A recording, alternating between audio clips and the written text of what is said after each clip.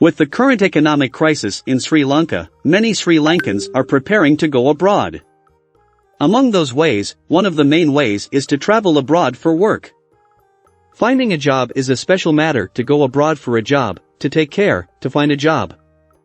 Applying for a job under finding a job and interviews with different employment agents are very important. More than your paper qualification is expected from this interview. Therefore, no matter how many educational and professional qualifications you have, the way you face the interview will determine whether you will get the job or not. Therefore, today we will see how to prepare for an interview properly. We are releasing this video for a special opportunity to prepare for the interview properly under the 8 points that we give you.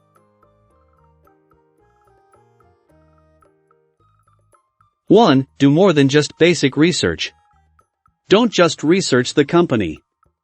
Research its people, especially the people you may possibly meet when you interview. It's standard practice to visit the LinkedIn page of the hiring manager.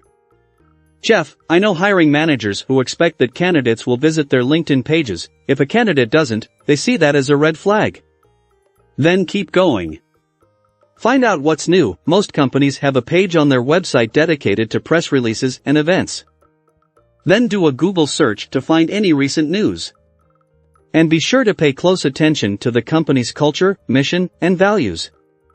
Many companies are looking for candidates who fit their culture, which means they expect you to be able to talk about how you will fit well within the culture. 2. Use your research to prepare your sound bites. Most hiring managers ask at least a few behavioral interview questions. Jeff, here are some of the most common behavioral interview questions. Identify 10 to 15 examples of how you solved problems or demonstrated key behaviors that your research has indicated your target employer seeks. Try to list recent examples whenever possible.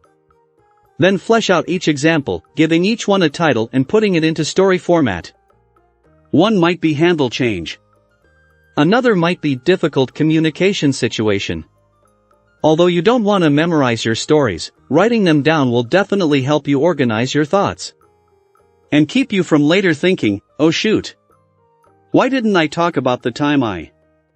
Then practice answering behavioral interview questions with a friend or a job search coach prior to the real interview. At a minimum, make sure you have great answers for. Describe a situation where you had to convey an organizational decision that was controversial to your management team, your staff, or to employees throughout the organization. Tell us about a situation where you developed trust with other leaders in your organization. Tell us about a goal you failed to achieve. 3. Prepare to answer behavioral questions using the SAR format. Answers to behavioral-based interview questions should be structured: situation, action, result, what was happening, what you did in response, and how things turned out. Not only is that a clean way to answer questions, it also allows you to highlight your accomplishments, and since you're telling a story, to do so in a memorable way. And even if you stray from the SAR format, make sure your stories have a clear beginning, middle, and end, with the result serving as the climax of the story. Make sure you rehearse, though. The goal is to deliver a story in 90 seconds or less. Go longer and you're likely to lose your audience, which could mean losing your shot at the job. 4. Prepare for common interview questions. While some job interviewers will ask at least one unusual question, most will ask at least a few of the following. Tell me about yourself. Why do you want to work for this company? What is your greatest strength? What is your biggest weakness?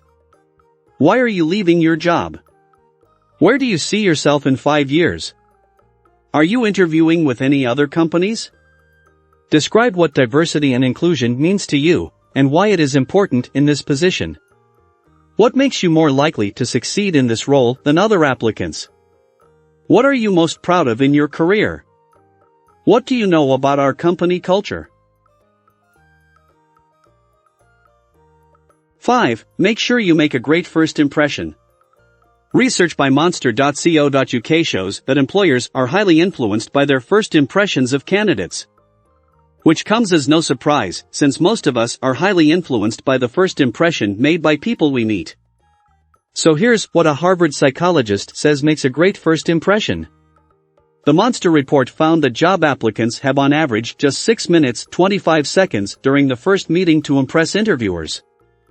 This means that your personal presentation, the small talk you make, and your response to the typical first interview question, "Tell me about yourself," really matters. So make sure you're ready. And definitely do this. 6. Establish rapport with the interviewer. Expressing interest in the company, the job, and even the interviewer will definitely boost your likability. To find ways to establish rapport with the interviewer, do some social media research, and then go old school, check with friends or professional colleagues to see if they know the interviewer and can give you background information. Knowing things like he is very serious and numbers focused or she is a die-hard Cardinals fan can help you connect. And it can help you raise topics of mutual interest. That way you can answer questions like "Tell me about yourself" with responses slightly tailored to the individual. For example, I have worked in finance for the past 10 years. I got my start at Ernst & Young as an analyst. I was interested to see that you started there as well. 7. Ask for the job. When I was a recruiter, hiring managers often passed on candidates simply because they felt like the job seeker didn't really want the job. At the end of the interview, close by saying something along the lines of, "Thank you for taking the time to meet with me today. I enjoyed learning more about something specific. I am interested in the direction of a particular project. I look forward to continuing this conversation." And if you know you want the job, say so. Don't leave any ambiguity.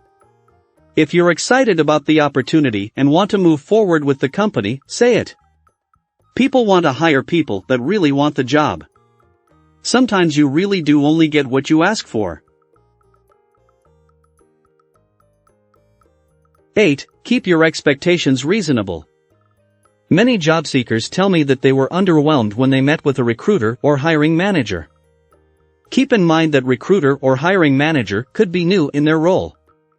They may lack company knowledge. They may be poor interviewers. Or they may just be having a bad day. When you encounter a recruiter who isn't as competent or who asks silly or too broad of questions, try to give them the benefit of the doubt. Smile. Be genuine with your responses. Treat the person with respect. If you feel like you didn't have the opportunity to show your value because the questions were not as expected, send a thoughtful and genuine thank you note highlighting a few areas that you did not get to cover during the interview. While that won't ensure you get the job, it will ensure you did everything you possibly could. Thank you for watching our important video. If this information is important to you, please don't forget to subscribe our channel. And give us a like. Don't forget to comment your valuable comments below. So, I'll go and come back. Bye.